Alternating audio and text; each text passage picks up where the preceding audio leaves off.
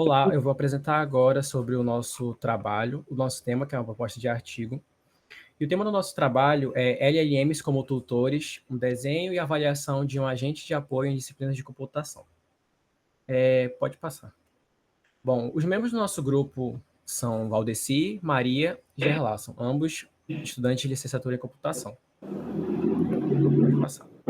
E bom, começando pela introdução do nosso trabalho, do que se trata o nosso trabalho? Como nós bem sabemos, né, as disciplinas de computação, os cursos de computação, atualmente, eles apresentam um alto nível de dificuldade, que estão relacionados tanto de forma inerente ao curso, que significa que os cursos são naturalmente difíceis, quanto da necessidade de um conhecimento anterior para cursar determinadas disciplinas, determinadas partes do nosso curso. Então, muitos estudantes de ensino superior, eles apresentam dificuldades quando eles iniciam o curso. E por que eles apresentam dificuldades? Às vezes, eles não têm conhecimentos que são necessários para cursar as disciplinas. Então, eles apresentam dificuldades como, por exemplo, em matemática, abstração, compreensão. E esse não conhecimento anterior, que deveria ter sido tratado no ensino médio, e que também precisa ser reforçado na faculdade, acaba por apresentar alguns diagnósticos que nós obtemos quando observamos esses cursos, como, por exemplo, alto nível de reprovação, de evasão em disciplina, até desistência dos cursos.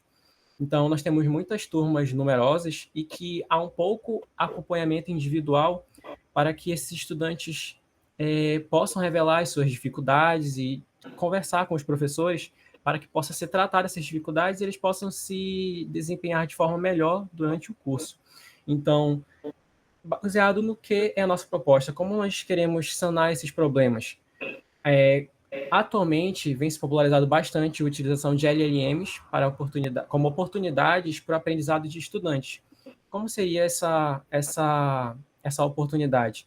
Seria basicamente, através da nossa proposta, com o desenvolvimento de um agente conversacional formativo que orienta o estudante com feedback imediato, pistas graduais e estimular o raciocínio lógico. Seria o desenvolvimento de um agente conversacional para o apoio desse estudante, servindo como um tutor que auxilie ele nisso. E por que que aqui, nesse slide, a gente apresenta que, assim como um método de sanar essas dificuldades, apresenta também o agente conversacional como um risco? Porque, às vezes, durante a utilização de modelos de LLM, muitos estudantes, muitos profissionais, muitas pessoas podem abusar do uso e até mesmo parar de utilizar a sua própria crítica, a sua própria opinião, o seu próprio pensamento, e passa a utilizar a IA como uma forma para atender suas necessidades de forma contínua.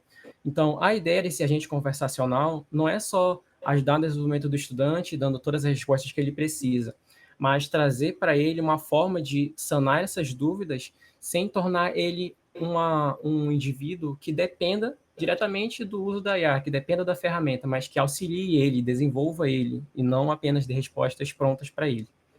Então, a seguir, nós vamos dar continuidade à descrição da nossa proposta. E agora nós vamos falar do problema de pesquisa, que é com o membro da nossa equipe, que é a Maria. Oi. Então, o nosso problema de pesquisa.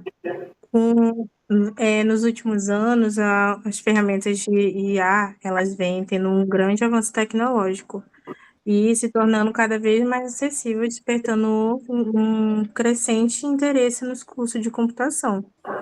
Mas a nossa pesquisa, ela, no caso, iria se...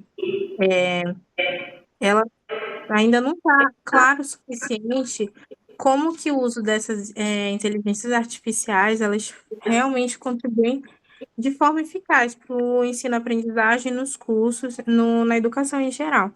Então, a nossa problemática é de que forma o uso dessas ferramentas, utilizando um agente conversacional, pode ser eficaz no processo de aprendizagem de estudantes do núcleo de computação, considerando, claro, aspectos pedagógicos e éticos.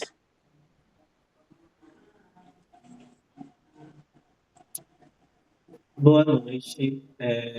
Vou prosseguir aqui com a apresentação, agora falando sobre o objetivo geral que a nossa pesquisa tem como objetivo, né?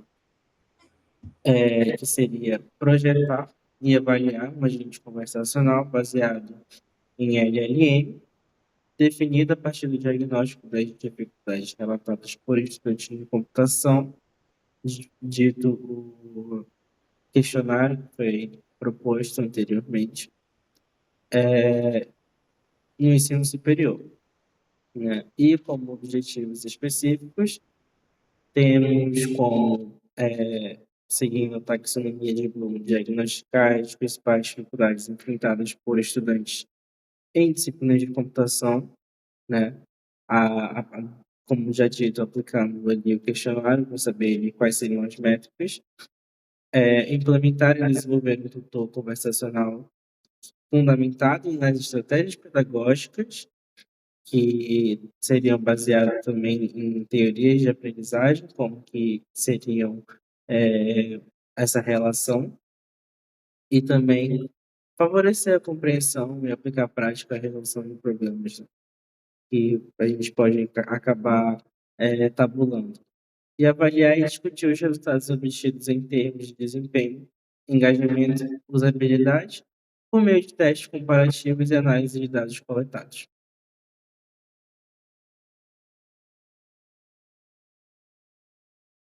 Na justificativa, a gente tem como a justificativa da nossa proposta nessa pesquisa o que já foi dito anteriormente, porém vou repetir novamente, que seria a popularização desses modelos de longa escala, né, de inteligências artificiais. A gente já tem relatos de estudantes que utilizam em grande escala, na maioria do seu tempo, seja para resolução de atividade, seja para compreensão, seja para exercitação, né? Então, até onde a gente pode propor algo que seja voltado para a educação, que seja ético e que não induza somente as palavras que ele propõe, né, dado o prompt do estudante, mas que sim ajude-o a pensar de forma lógica, conseguir resolver seus problemas, de forma que ele não somente utilize da inteligência artificial, mas sim faça das suas pesquisas e leituras, né? Portanto, a pesquisa justifica-se para contribuir à construção de evidências empíricas sobre a eficácia de agentes conversacionais na educação e computação e oferecer subsídios pedagógicos para o uso ético e responsável dessas tecnologias.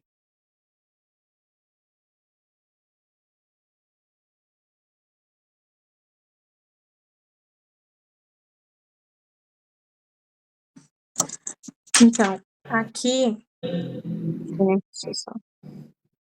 O que a gente vai utilizar como método de pesquisa? Como a gente vai estar utilizando formulários como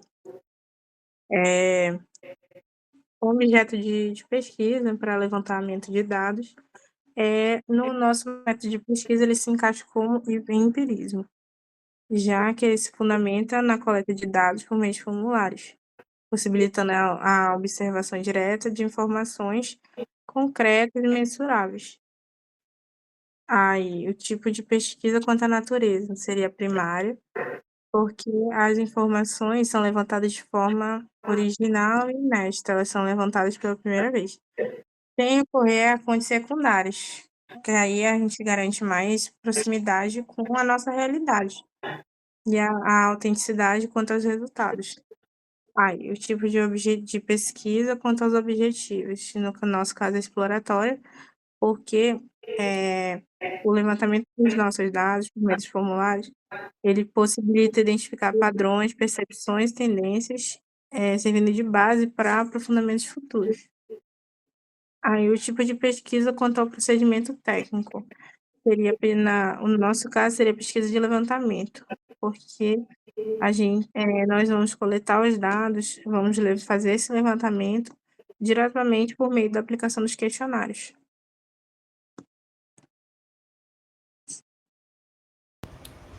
Continuando. Bem, as nossas fontes de pesquisa, para dar maior embasamento à nossa proposta e para representar algum ganho que a gente possa se basear ou adaptar para gerar nossa proposta, são alguns desses artigos que estão presentes, como, por exemplo, o especialista em algoritmos para apoio interativo da aprendizagem de programação utilizando o ChatGPT, que foi um modelo construído utilizando os modelos do ChatGPT como um tutor conversacional, que ele não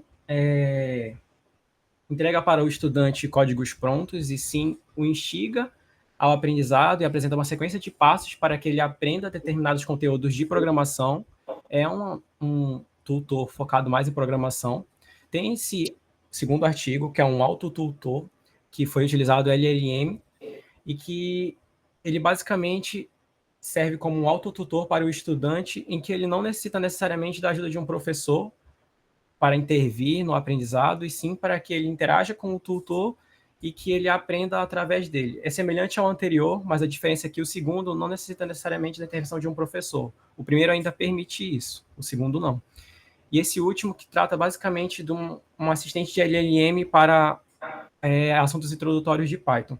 Então, a sequência desses estudos, ele apresenta uma contribuição para a nossa equipe, né, que a gente pode tirar como, por exemplo, roteiros de metodologia, modelos de prompt, metodologias de mediação, métricas e instrumentos como pré ou pós-teste que a gente pode analisar e verificar se enquadra no nosso artigo para também fazer uma avaliação.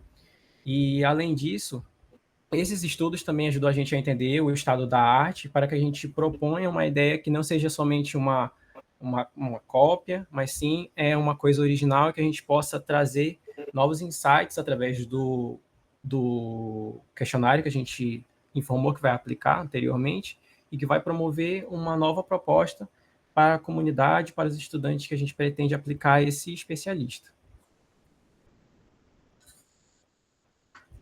Pois bem, as considerações finais do nosso trabalho, né? O que a gente pretende alcançar através dessa proposta? A gente espera, como a gente disse anteriormente, obter um tutor conversacional com pistas graduais, perguntas orientadoras, regras pedagógicas claras, que aumente a contribuição, a compreensão conceitual e a autonomia dos estudantes. E algumas das hipóteses, elas apontam que a nossa pesquisa, ela tende a promover um tutor que possa trazer ganhos reais de aprendizagem e que engaje os estudantes, ou seja, que não somente faça com que a gente tire o pensamento crítico do estudante, que ele deixe de querer aprender, que ele queira somente obter respostas prontas, mas que promova o aprendizado de forma significativa e que, dependendo da disciplina para a qual a gente vai direcionar essa proposta, esse tutor, baseado nas próximas aplicações que a gente vai fazer, a gente possa fazer com que ele possa desenvolver esses aspectos de aprendizagem nessa disciplina em si. Então, essa foi a apresentação da nossa proposta. Nos próximos slides estão presentes as referências que a gente utilizou, algumas das referências, e provavelmente essa lista de referências vai crescer mais conforme a gente for estruturando o nosso artigo. No mais, obrigado pela atenção, e essa é a apresentação da nossa proposta de artigo.